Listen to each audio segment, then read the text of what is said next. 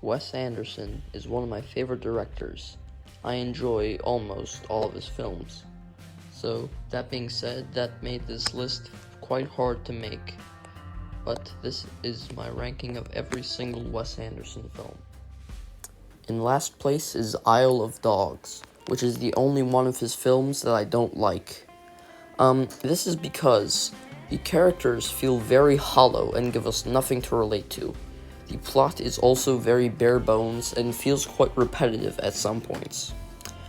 While there are some good parts like the animation and the humor, I feel that these do not make up for the lack of substance in the rest of the film. Next is Bottle Rocket, Wes Anderson's first film. It is very entertaining and funny thanks in large part to the great chemistry between the leads, Luke and Owen Wilson, in fantastic acting debuts. But I feel like it falls flaw to a lot of common tropes with directorial debuts. The pacing is a bit off, and the only thing we really talk about is how far the director has come since his first film. Next is The Darjeeling Limited. This film perfectly balances being very entertaining and funny while still being grounded and sad. The chemistry between the three leads are great and the cinematography is beautiful. But where I feel this film falls short is that out of all of Wes Anderson's films, it feels like it doesn't need to exist as much as the others. Wes Anderson's newest film, Asteroid City, is one of his saddest. It tackles themes of love, death, and our place in the universe. It has a very strong visual style, and the cast is very great. The only flaw I have with it is that it is a bit too pretentious for its own good. If you know the scene that I'm talking about, you know, and you probably agree with that. Next is Rushmore, Wes Anderson's second film. It perfectly balances being funny, romantic, and dramatic, and is very entertaining in the process. The performances are great, and the actors have great chemistry with each other, and the romance always feels believable. However, compared to many of Anderson's other films, it feels very simple. The French Dispatch is probably Wes Anderson's most ambitious film. The anthology structure allows him to build out a world and experiment, rather than just building out a character or two.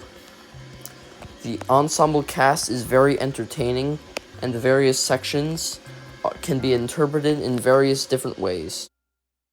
The Life Aquatic has themes of loss, love, loneliness, and regret, and tackles them in very beautiful ways. The performances are great, and the plot is entertaining and unpredictable, while still being very sad and emotional in the process. Moonrise Kingdom manages to balance childhood wonder and adult existentialism.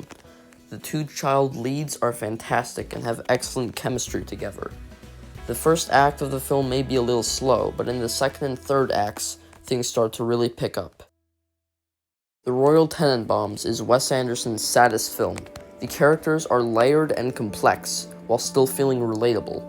It has themes of love, family, death, and tackles them in very complex ways. Because of all this, despite how early in his career it was, this might be Wes Anderson's best film, even if it isn't my definitive favorite. The first time I watched The Grand Budapest Hotel, I didn't understand what it was really about, but the second time I watched it, I completely understood. It is about how, while the world may be bleak, there are still things and memories we can find comfort in. How we can still keep their memories alive.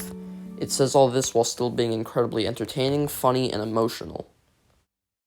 Fantastic Mr. Fox teaches that there aren't always happy endings. At the end of the film, Mr. Fox still lives in a hole, but he has learned to accept it. But other themes include human nature, family complications, addiction, acceptance of differences, acceptance from others and from yourself. It tells these themes beautifully within just 87 minutes. I didn't realize this at the time, but it truly opened my eyes to the power of cinema. Thank you for watching. Be sure to like and subscribe, and follow my letterbox. Drink water.